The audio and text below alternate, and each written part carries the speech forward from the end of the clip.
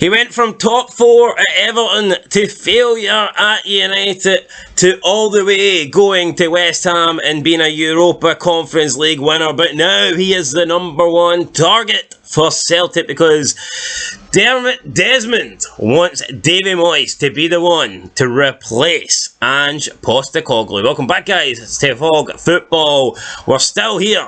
We're still discussing Celtic. They need a new manager. We're no closer to finding out who that appointment is going to be. There's been a lot of names linked over the past week since Ange Postecoglou left. However, what David Moyes has over the other names is that he is the #1 target for Dermot Desmond, and that must mean something. Dermot Desmond has come out, he's gave his approval on Davy Moyes, and he wants Davy Moyes to be the one at Parkhead next season. Davy Moyes is also coming off a successful end to the season. Now, I wouldn't say it was a successful season up towards the latter stages, but he did go on to win a European trophy with West Ham. I believe it's the first European trophy in their history. I mean, not many English clubs win European trophies, and I think he became the 7th Scottish manager to, in fact, win a European trophy, whereas I believe no English manager has won a European trophy. So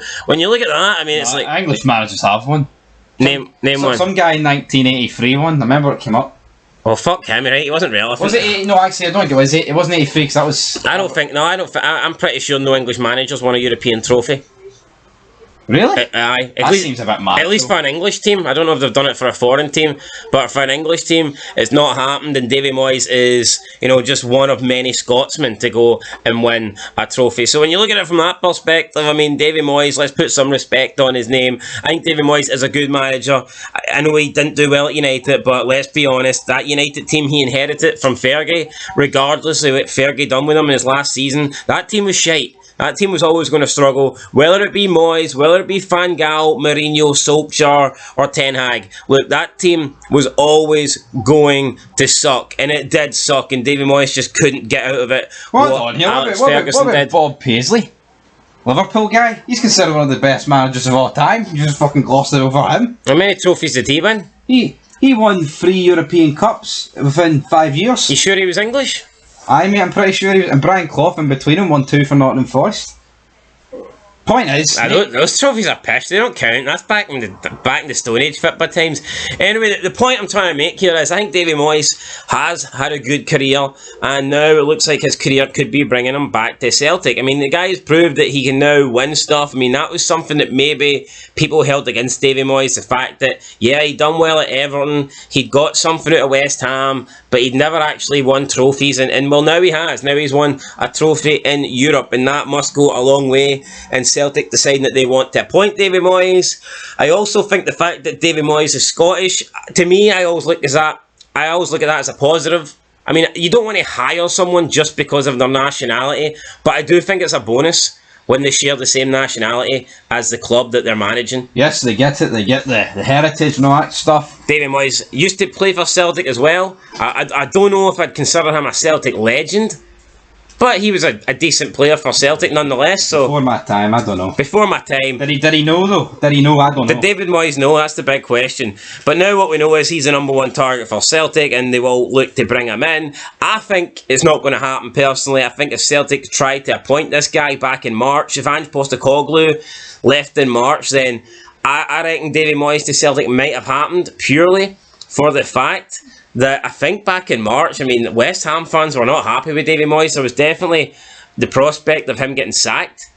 West Ham were, I wouldn't say they were in a relegation battle, but they weren't safe, let's put it that way. Aye, absolutely not. They were a couple of bad results. They've been dragged into a relegation battle. So, I mean, that could have obviously made Moyes think, you know what, I'm going to leave here. I'm under pressure at West Ham. I'll take the fresh start at Celtic. I want to return to Scotland anyway, so it's going to work out for me. But things have changed now. All of a sudden, Davy Moyes is a Europa Conference League winner. He's won a trophy. The West Ham fans are singing his praises, and it would just... It's unlikely, in my opinion, that even though he wants to return to Scotland, I think Davy Moyes will now stay at West Ham just due to the fact that he's got the fans on his side, he's got the club back on his side, and everything's looking good for him. I feel like if his job was under threat, then he'd maybe consider it. worthwhile making the switch. But now, the fact that he is the number one man at West Ham, he's loved at West Ham now.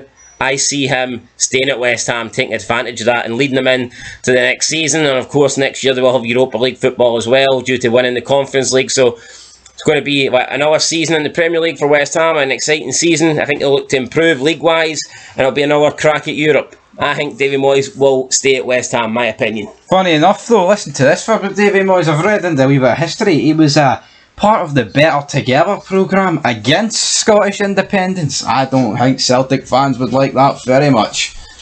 That's him ruled out. And also, they sent death threats to Brendan Rodgers. We're supposed to just forget about that. Brendan Rodgers received death threats. So what you're saying is a no to David Moyes. It's a no to Brendan Rodgers. I mean, at this stage, they're going to have to settle for Neil Lennon. No, but I don't remember Brendan Rodgers' house got attacked. Was it him? I do, aye. Hi. How can you go back? Don't know. That's what gets me. Like, they say a lot, Rangers sent bullets to Neil Lennon. Oh, what's the excuse for attacking your own club's fucking manager?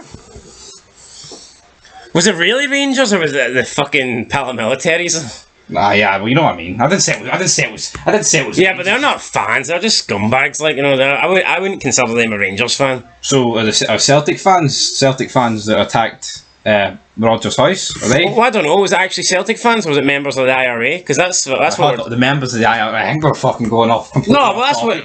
So, well, that's a fair comparison. What are you on about?